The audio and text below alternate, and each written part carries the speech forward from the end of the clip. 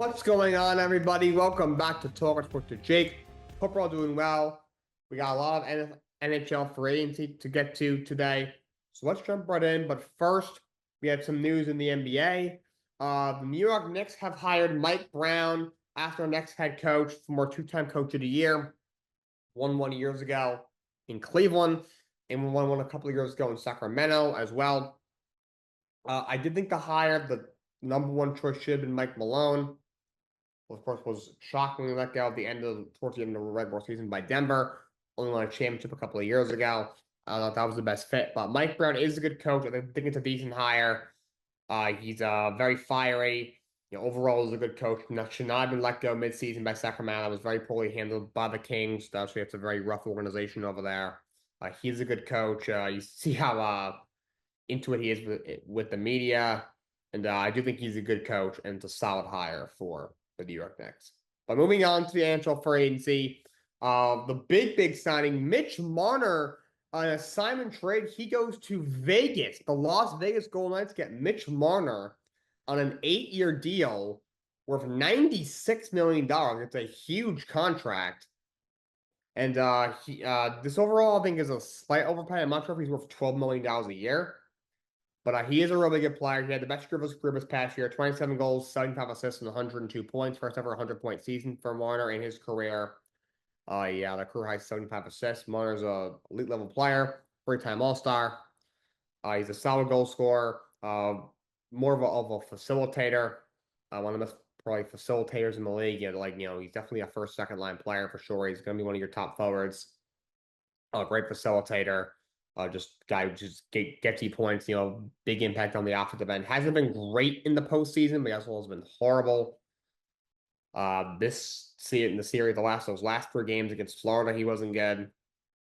But he's overall a really good player. He's only going to be 28 years old.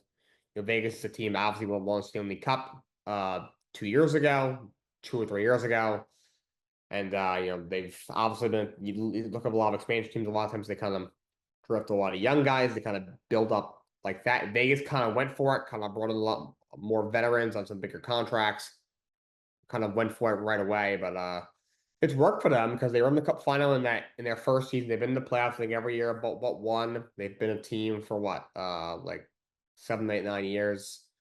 And yes, they've it's a controversial way to build a team.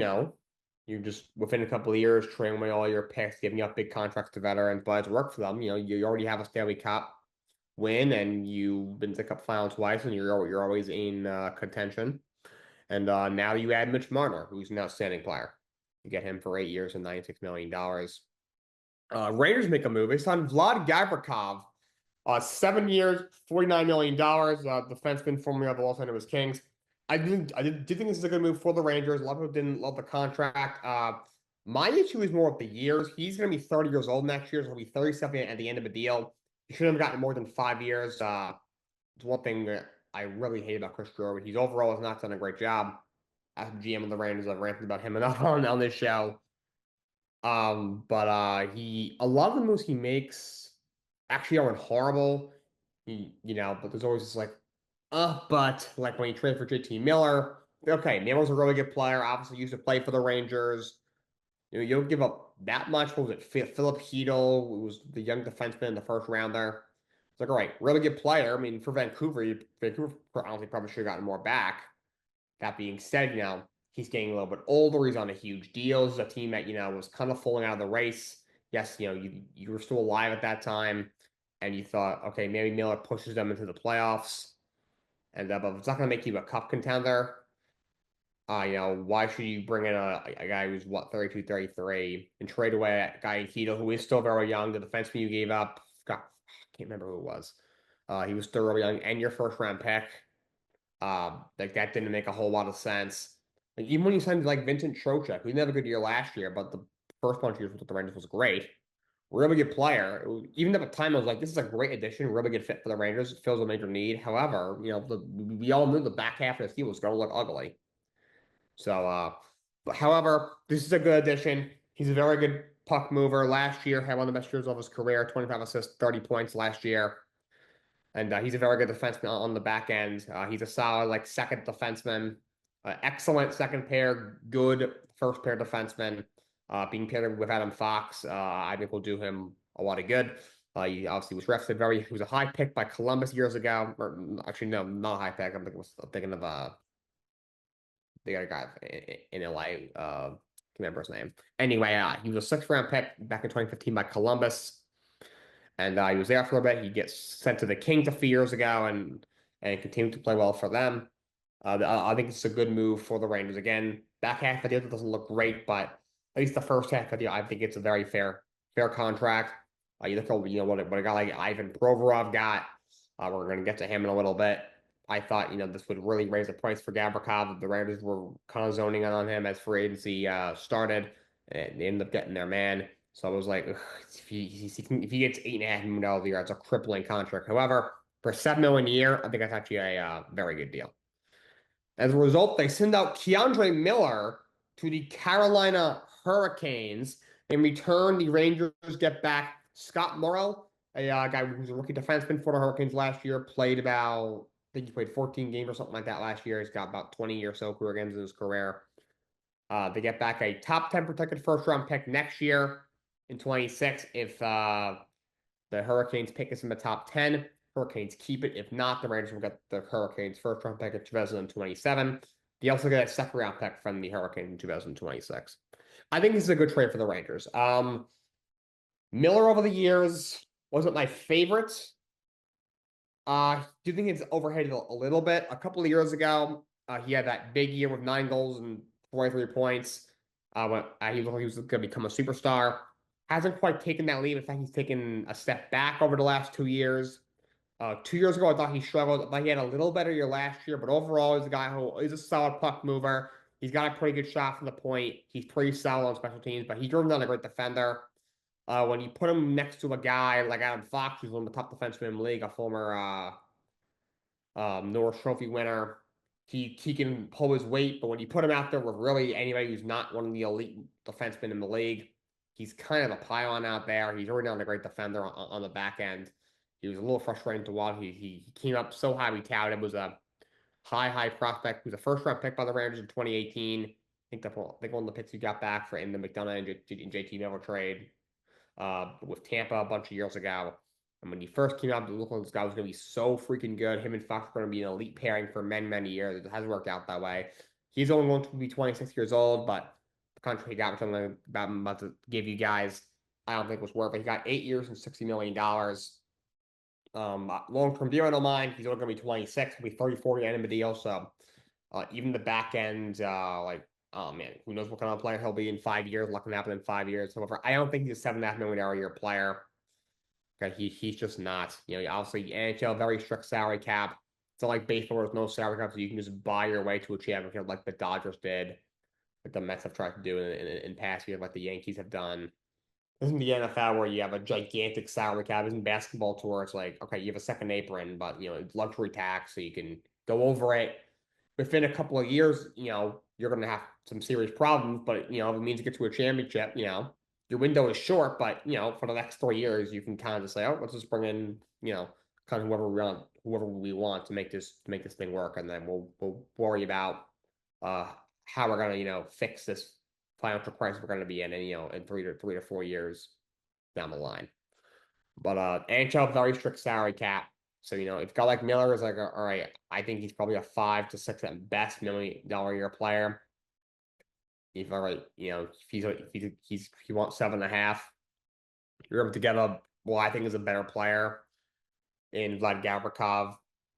And you get a second round pick, and a guy in Scott Moore, who I really like, was a second round pick a couple of years ago by Carolina.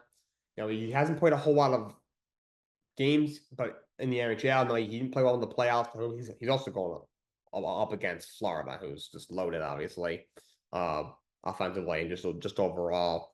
Still just 22 years old. Was a very highly touted prospect coming out of Boston College. Was great at Boston College. He's lit the world on fire in the AHL. Right now, it's probably just a solid third pair defenseman. However, the Rangers are a little bleak on that blue line, so that's something that they could use.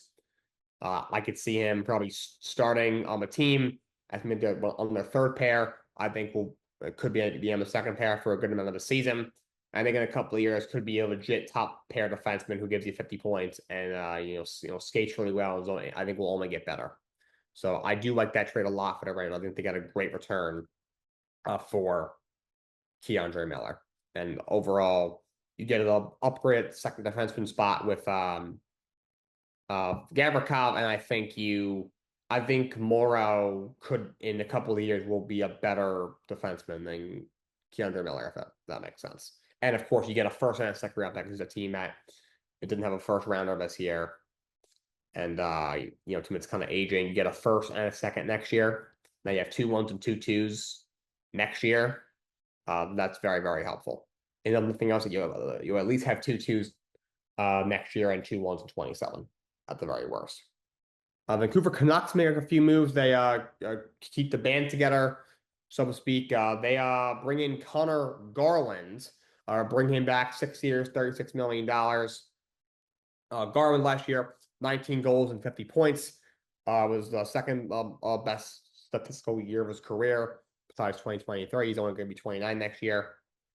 He's a good player that you bring back. You also re-sign Thatcher Demko. He's a 3-year extension worth $8.5 million a year. That AAV seems a little high. I mean, the goalies are kind of like quarterbacks in the NFL. Obviously, you got to have a good goalie to win a cup. And it's very important. You see how what these goalies are getting. Obviously, Jeremy Swayman got what? $8 or $9 million a year. You had Shesterkin got what? Like, what was it? Like 11 or something? He got something crazy. So they're kind of getting out of control. Demko is a very good goalie. He was a Vezina finalist a couple of years ago, but also is very injury prone. The last 3 years had a lot of injuries. After he had an All-Star year in 2022, had 272 goals against average and a 915 save percentage. Finished 7th in the Vezina voting. And the following year, a lot of injuries, struggled. Then 2 years ago, he had a great season, was the runner-up in the Vezina trophy race, even with only playing 51 games, which is a tiny bit low, was hurting for a lot of the playoffs. And then this past year, only played 23 games, was hurt a lot, wasn't great when he was out there. So I wouldn't have gone to 8.5. However, I was probably about what's going to, you're going to have to spend to keep a guy who's a former Vezina finalist when healthy. For the most part, has been a very good goalie, especially when he has a good team in front of him. And then it's only 3 years. He's going to be 30. So this is probably about what it was going to be. But as a guy that he's got to be able to stay on the ice. And he also re-signed Brock Besser, the 7-year extension for $7.25 million a year. Besser was a star as a rookie. He finished was the runner-up in the Calder Trophy race in 2018 when he had 29 goals, 55 points. Hasn't quite taken the leap that we all thought. He had a big year 2 years ago when he had 40 goals and 73 points, but took a step back this past year, 25 goals, 50 points. And I know my main issue with Vancouver keeping the band together is because their locker room was a mess. The way they handled the Bruce Boudreau situation, obviously JT Miller and Patterson were butted heads, and he ended up trading away JT Miller for not a whole lot. And to keep them all together, much of that made a whole lot of sense. However, they were in the conference semis a couple of years ago, only 2 seasons ago. If their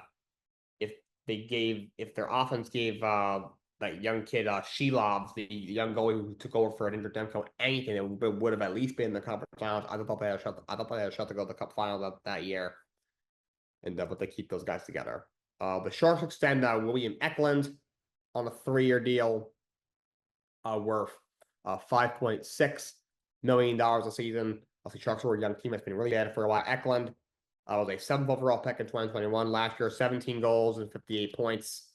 He had a best year of his career, only going to be 23. And they keep him in town for at least a bunch of years. Really good young player. Sharks, they have a few good young guys over there. They're just, the future still doesn't look right as bad as they've been for as long as they've been, because they have a lot of picks. They're going to have a high pick at least the next couple of years. Also, you got celebrating last year. You have a ton of cap space. So they extend Eklund. The Utah Mammoth make a move. They bring in Nate Schmidt on a 3-year deal with $3.5 million a season. He's a solid player, veteran defenseman. He's not too much of a threat offensively. He had 5 goals and 19 points last year. He hasn't had more than he has under 20 points in the last 3 years. Going to be 34, but is coming off a Stanley Cup with the Florida Panthers. He's a very good defender on the back end. He's a good veteran to have. And then the Mammoth, by the way, the Utah team. Of course, the Arizona Coyotes for one day then became Utah Hockey Club, and now they're the Utah Mammoth. They traded Matthias Maselli to Toronto, a young player. Hasn't really done a whole lot yet. They got a conditional third in 2027. But moving on, the Boston Bruins were pretty busy. They re-signed Sean Curley, a 3-year deal of $1.85 million a year. Curley's a pretty solid player for the bottom six. Last year, 6 goals and 17 points. He's never had more than 14 goals and 30 points in a season, but he's still only he's lower than I thought. He's going to be 33. So they bring him back. He was in Columbus the last couple of years, the last 4 years, but started his career with Boston. Maybe he can kind of reboot his career at Boston, but a veteran that they bring in, he's a solid bottom six guy. 3-year deal, not a whole lot of money, $1.85 million a year. They also bring in Talon Janot. He gets a 5-year deal worth $3.4 million per season. Janata is a very solid bottom six guy. He had 24 goals back in 2020 with National. Has not been able to recover that since. It has bounced around. But last 2 years only had a combined 14 goals and 27 points, but he's still only going to be 28. He's only a couple years removed from having 24 goals in a season. There's something still there. He's still a solid player, and he joins the Boston Bruins. So he gets a longer-term deal. And then they stayed busy with a trade that they made. They make a trade. First off, they get Victor Arvidsson from the Oilers. They get him for a mid-round draft pick. Arvidsson's been around for a while. He's kind of bounced around the league for a bit, but still a solid player. He's gonna be 32 next year. He's not the guy who had 31 goals in 2017 or had 32 or 29 goals and 60 points back-to-back years in 2018. He had 34 goals in 2019, but he's still a solid player. Last year had 15 goals and 27 points, and he missed a lot of time, 6-7 games. So he has missed time of injuries the last couple of years, but had a good year at Edmonton last year. For the most part, when he's healthy, going to be 32. They don't give up a whole lot. I think it's a mid-round draft pick, but it's a solid piece. So Boston, who had a lot of trouble scoring goals last year, off the out of a deadline. Brad Marchand, Brendan Carlo, all these guys get moved. But Arvidsson is now at Boston Bruins. And they also signed a veteran defenseman, Henry Jokiru. Hope I pronounced that right. They get him for 3 years and $9 million. I feel like this guy's like every year I see this guy just signing like a random, like shorter-ish term deal for not a ton of money for like a random team. It's like, oh yeah. But he's a solid defenseman to have like on your second or third pair. He was in Buffalo for a while. They actually recently got him to the Sabres on a trade last year, and they re-signed him to a 3-year deal. So Boston, obviously, you sell off a lot of pieces at the deadline. We'll see what happens with the new coach Marco Strum over there. I think it was a great hire, but they they bring back Sean Curley, an old friend. They trade for Victor Arvidsson. You re-sign Joe Cairo, and you bring in Taylor Janot. Seattle Kraken make a move. They signed Ryan Lindgren for 4 years and $4.5 million per. I wouldn't have $4.5 million isn't horrible. I would have tried to keep it under 4, but it's not a horrible contract. I would have not got the 4 years. He's going to only be 28, but he's had so many injuries because he plays so hard. He does like all the dirty work, in the corners and all the banging. There's a reason, pretty much every year, by the time he got to the playoffs, he had like 3 different injuries. Every playoff he would come out. Oh yeah, he had a broken rib. It was like, Jesus, dude. Dude's a Terminator.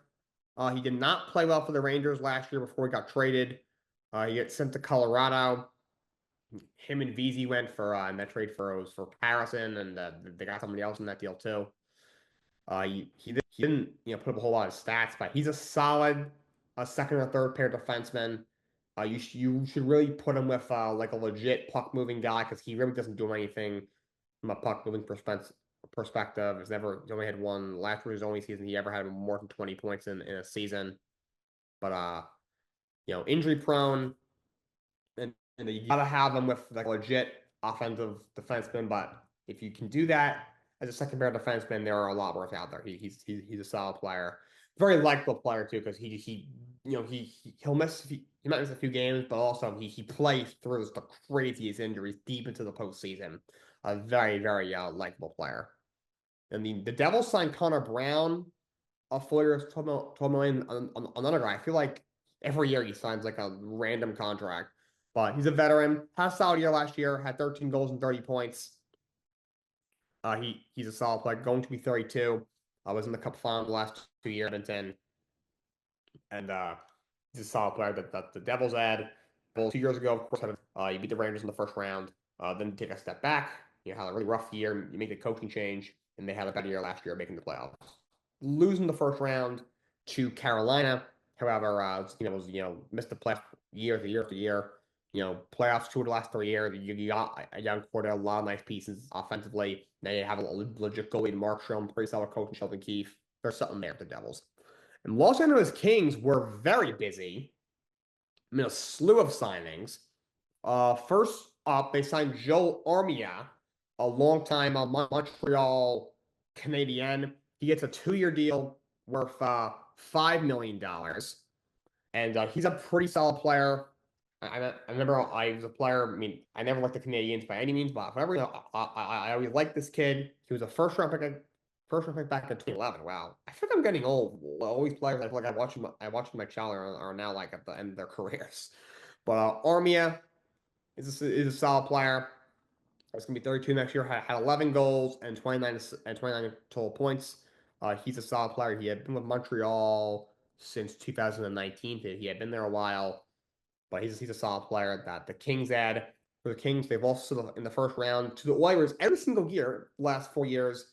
You fired GMs. You got a new front office coming in, trying to make a difference. Obviously, you lose Gavrikov on the back end, which will be a loss. But you make a slew of moves. You're also bringing Corey Perry 1 year for $3.5 million. Perry's gonna be in the Hall of Fame one day. He's 40 years old. I've been at Oilers the last couple of years. If the Kings lose in the Cup final, I swear to God, Corey Perry has lost in the Cup final 5 of the last 6 years. I think of 3 or 4 different teams. I don't know how that's even possible, but he's found a way. So Tampa, he sent the Lightning after the Lightning won 2 straight Stanley Cups, and then he loses in the Cup final. Then he goes to Montreal in the weird year with the pandemic. He was like 10 less games and the realigned divisions when Carey Price carried him that 1 year to the Cup final. Loses with them. Then he goes to he went somewhere else. I think lost and then lost in the Cup final.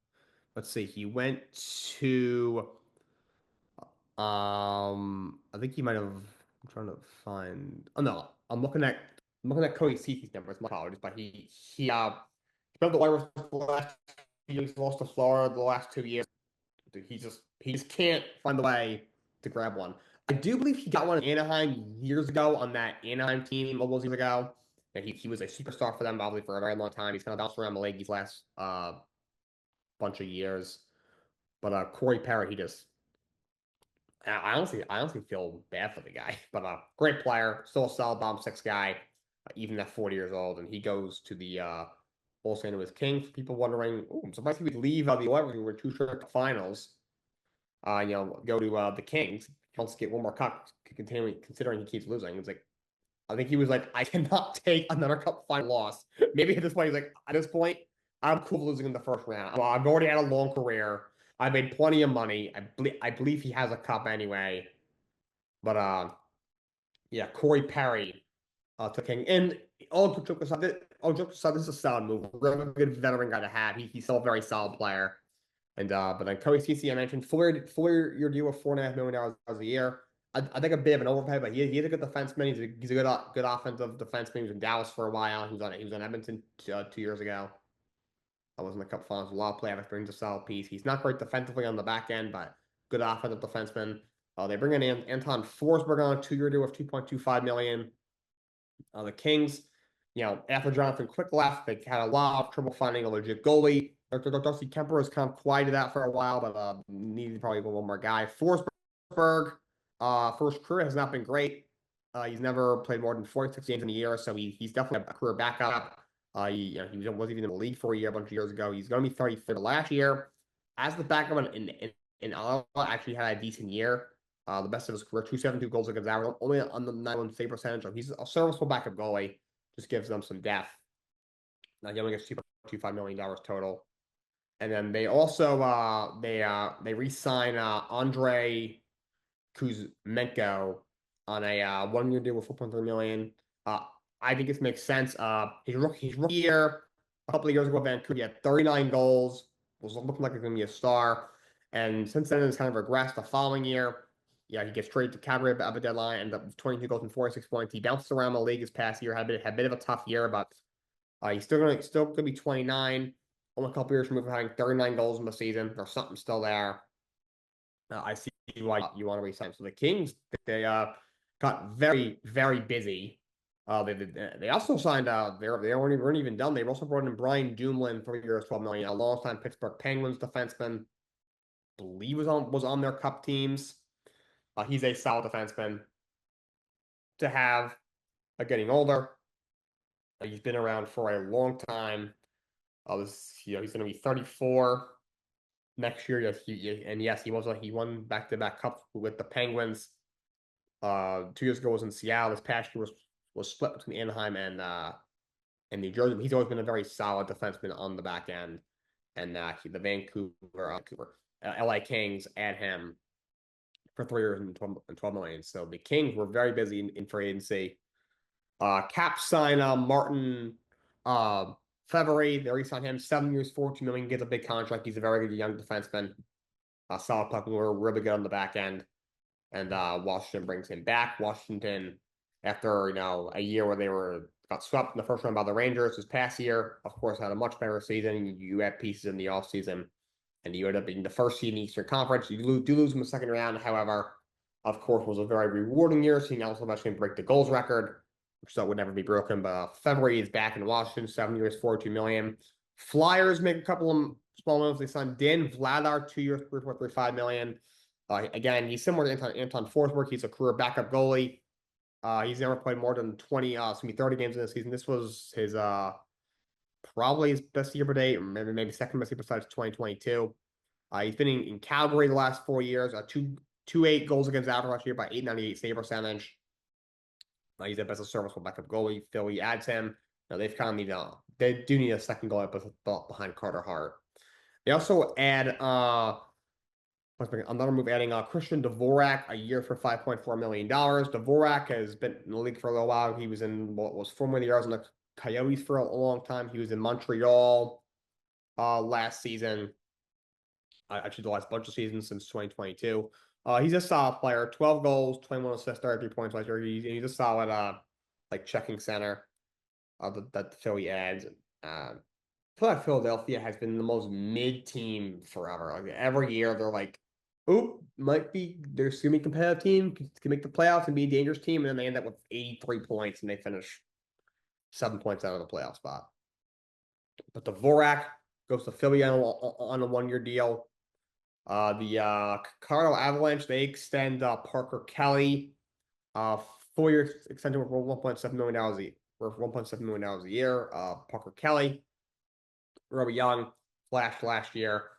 Colorado's been kind of having to cut costs. You have to trade basically a sour dump Charlie Coyle and Miles Wood to Columbus. Last year, you made all those moves, went all in. Obviously, you traded away Mikko Rantanen midseason, shockingly. And then, obviously, I think we're going for the Hurricanes, or obviously the Stars ended up reaping the benefits. I mean, they got back, you got back Martin Nathan, you get back Jack Drury, you get back some picks. Then you end up kind of trying to go all in. You bring in Brock Nelson, you bring in Charlie Coyle, you bring in Ryan Lindgren, you bring in all these guys, only to lose to Mikko Rantanen in the first round to Dallas. So kind of, I don't know if we want to call it poetic justice for Rantanen, but so go on and like that come up that short, there's going to be some changes. So, but they keep Parker Kelly in town. They also let's jump to the Detroit Red Wings. I know Detroit's are very pissed off with the Yzer plan. Steve Yzerman took over as GM. Everyone was so excited. He was a legendary player for them. He was the GM with Tampa for a long time. Now he's going to turn his team around. They have not made the playoffs under him. But they re-signed Patrick Kane a year for $3 million. Kane is at the very end of his career. He's going to be 37 years old, but still a really good player. 21 goals, 59 points last year. He's going to be in the Hall of Fame. One of the greatest American NHL players ever. Won 3 cups in Chicago. He's going to the Hall of Fame one day. He's still been a very solid player. Still very good second line wing to have. And the Red Wings once again bring him back. And they make a trade. They trade for John Gibson, who I feel like has just been forgotten, really forgotten, the goalie. They give up Peter Mrazek, a second rounder in 27, a fourth rounder in 26. Gibson, a few years ago, was emerging as one of the best young goalies in the sport. Over the last few years, had a really rough go of it. Had a lot of injuries this year. The last bunch of years had some injuries. Has been really performed well. He's been stuck in the god-awful Anaheim Ducks franchise. You know, this guy was younger. He had some really good years. Like these are his numbers from like in 2016 in the strike shortened year. Yeah, a 207 goals against average, 920 save percentage. You know, he was a Vezina candidate. He had 222 goals against average, 924 save percentage in 2017. He had 243, 926 in 2018.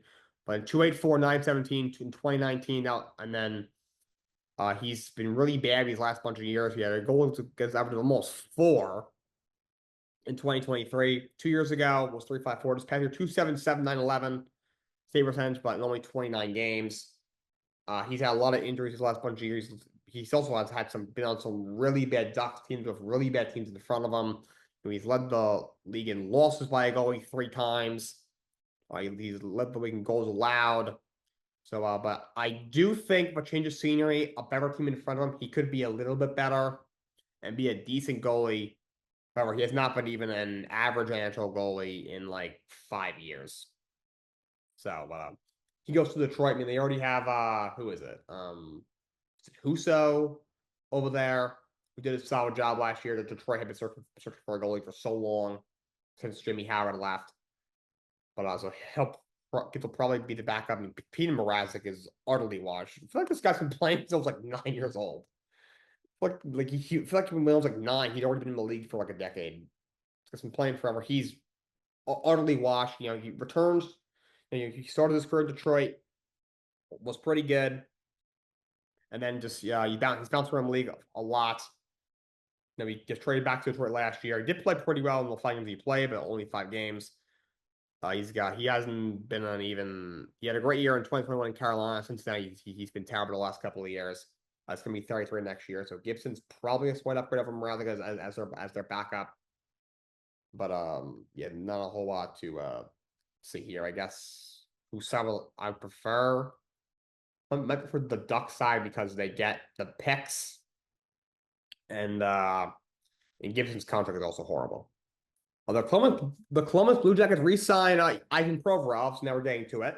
7-year deal worth $8.5 million a year. I like Provorov, but this to me is an overpay. To me, he gets what was it, $60 million over 7. This is a bit much. I don't think he's an $8.5 million player. I mean, 7 goals, 33 points last year. He's a very good offensive defenseman.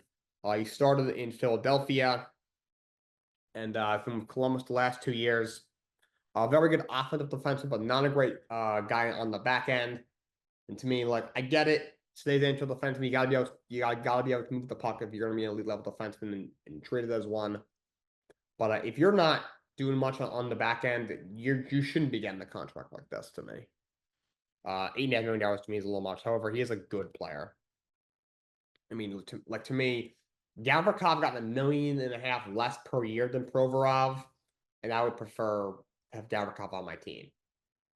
Like, that's what something that I took into account with this one. Oilers re-signed Evan Bouchard, 4 years, $10.5 million a year. I mean, $10.5 million is a lot. I mean, Bouchard's an excellent player, one of the best offensive defensemen in the entire NHL. But again, he's kind of a net negative on the defensive end. He is an outstanding player. So he had 14 goals and 7 points. The year before that, had 18 goals and 82 points, which is obviously crazy for a defenseman. I mean, I don't know how Edmonton. First of all, I don't know how they're going to get the money to lock up Connor McDavid. You know, what's going to have to be the highest paid contract in NHL history. And if you figure that out with him, Draisaitl, Bouchard, and whoever else they're paying over there, I don't know how they're going to be able to fill the rest of the roster. You know, how they're going to get another piece on the back end, how they're going to get a better goalie, which they need, which they haven't even done yet. So Bouchard's an outstanding player, but I don't know how they're going to do that. I mean, they have some self-defense. I mean, Bouchard's really talented. Nurse is really talented. However, on the back end, they're freaking pine cones.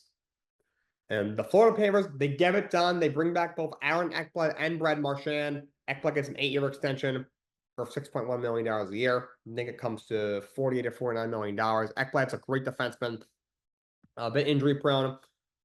But when it comes to defensively, he's one of the best in the league. As a former, he was the Calder Trophy winner back in 2015. Yes, you know, an 8-year deal for a guy who is his age is a little bit much, but Florida is basically doing what the Dodgers are doing in the MLB.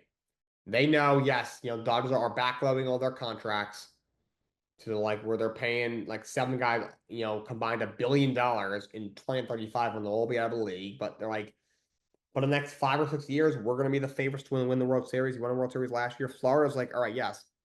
In 5, 6 years from now, we're going to have a lot of older players on these huge deals, and it's going to be tough to deal with.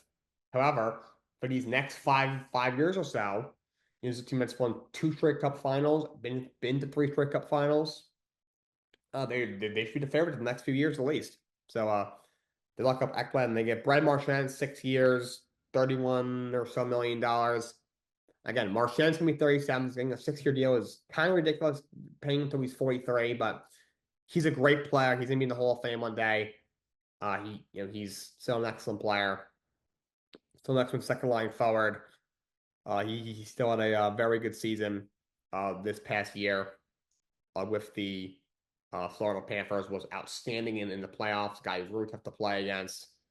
And that was a huge trade pickup by the Florida Panthers. That was probably the most impactful trade anyone made last year. The only other one you can make is obviously not Carolina, but the Dallas Stars picking up Miguel Rankin, even giving him that huge deal, even as amazing as he was in the playoffs. Marchand. Before they got Marchand, I was like, all right, Florida, so he could easily be in the conference finals again, still a legit threat. I'm not sure if they're gonna go back to back. Once I got Marchand, I was like, yeah, him, Sam Meta, and Matthew Tkachuk, all the other guys they got, you know, Sergey and Net, they're gonna be tough to beat. And he was absolutely money. 23 goals and 51 points. I know there was rumors like, oh, he might go back to Boston. I know there was rumors he's going to go to Toronto. I don't know why he would ever go to Toronto. He playing on Boston his whole career. You know, it's their main rival. Boston beats Toronto every year in the playoffs. Then he goes to Florida, and he beats them in the playoffs again, which is just hilarious. He just owns the Maple Leafs. And y'all thought, oh yeah, I'm just gonna sign with the Maple Leafs. Why? He was either gonna stay with Florida and collect as many cups as he can and prove, if there was any doubt that he was not gonna be in the Hall of Fame one day, which is weird that he only has two All-Star appearances. Those are going completely out the window. By the way, I'm not even a Marchand fan. I cannot deny the talent. I can't stand the guy. He's a great player. And or he go back to Boston. All right, he gets his second cup. Basically he's accomplished everything he wanted to in his career. Now let's go try and see what I can do. In Boston, maybe either win one more cup with them. That would be freaking poetic. Or if nothing else, just finish up my career. Where I've played my whole career and have my best moments in Boston with the Boston Bruins. But he's back in Florida. The Islanders re-signed Alexander Romanov, a young defenseman, gets an 8-year deal of $6.25 million. 6.2, that is a lot of money. However, Romanov is still really young, not great offensively. This kid's really talented. He's really good defensively. Again, I'd prefer to have Gavrikov on my team over Alexander Romanov. And Gavrikov only got what, an extra $750,000 a year. Um, he gets one less year, but he's also what, like 5 years older than uh Romanov. I mean, Romanov was a 38th overall pick by Montreal. Yeah, the Islanders get him in a trade. I mean, when he first came up, he was a guy who had a lot of talent, but he showed at the first, but he's gotten better. Still only going to be 26 years old. I don't know. That team is old. They gotta identify some sort of young core. Obviously, you send out Dobson, but you draft Matthew Schaefer, Alexander Romanov as your top two defensemen in a couple of years. That could look really, really nice. Then the Predators make a trade. They get Nick Haug from the Vegas Golden Knights. They send Colton Sisson to Jeremy Lausanne the other way, and they give Haug an extension, a 4-year extension for $5.5 million a year. Comes to, I think, $22 million. Haug's a good player. Nashville, obviously, rough year last year. You may spend a lot of money in for agency, and you end up having a horrible year. But Haug is a very good defenseman on the back end. Obviously, numbers don't jump with the page. Only 5 goals and 12 points last year, but they really need some help, at defense, and they get it with Haug. Sessions is a fine player, like third line forward. Lauzon's just a death piece, but Nick Haug goes to the Nashville Predators. Then you got Ducks make a move. We're at the very end here. Ducks make a move to get Mikael Granlund. 3 years, $21 million. However, another guy. This guy, I feel like, has been playing since I was born almost. But he's a guy, he's become a bit of a journeyman. He's bounced around late, but he's a good player. Gonna be 33 next year, but had 22 goals and 66 points this past year between the Sharks and the Dallas Stars. Been in the league a very long time. Was in Minnesota for a while. Was in Nashville for a bit. But very solid player when he signs with the Ducks. The Rangers re-signed on Will Coyle of 2 years, worth $7.8 million total, $3.9 million a year. Very excited for this one as a Ranger fan. I think Will Coyle was a really good player. Took a big step forward 2 years ago in his first full season as a rookie. He flashed, was pretty good. He scored 13 goals, but this past year took an even bigger step forward, takes on a bigger role on the Rangers, through a tough year. Was one of the lone bright spots on a really just tumultuous, rough season last year with the Trouba drama with Drury and Laviolette, and just guys underperforming. There's all the stuff that kind of came out about the team last year. He was definitely one of the lone bright spots for sure. 20 goals and 45 points last year, still extremely young. I think could be a legit star in a couple of years. So, for just under $4 million a season, very fair. And the last move I have to report, the Oilers signed Andrew Magnapane of 2 years for a total of $7.2 million. Magnapane has not been able to replicate what he did a couple of years ago. He had 35 goals back in 2022, but still a solid player. 14 goals, 28 points. High energy guy. Was in Washington last year, spending his whole career in Calgary. Gonna be 29. He's a solid piece. He basically means the team they kind of have to cut costs a little bit. You traded Evander Kane to Vancouver for a 4th rounder. You had to let Corey Perry walk. But this is so you could lock up Evan Bouchard, and now you bring in Lapane. Not sure where the goalie upgrade's coming. We're still waiting on that. Come on, Edmonton. Stuart Stewart and Calvin Picker are not going to win you a Stanley Cup, but Mike Lapane is a solid player that they add. A high energy guy for $7.2 million. Also, they got to extend what's his name, McDavid, and I can't remember what the contract is going to look like. If Drysdale got what, like 13, and then who's a high player? It's either him or Matthews, a little over 13. They're going to have to give McDavid well over 14 million, if not 15 plus. So Montepane is an Oiler. That's all I got for you guys today. Till next time, so long. Have a great day.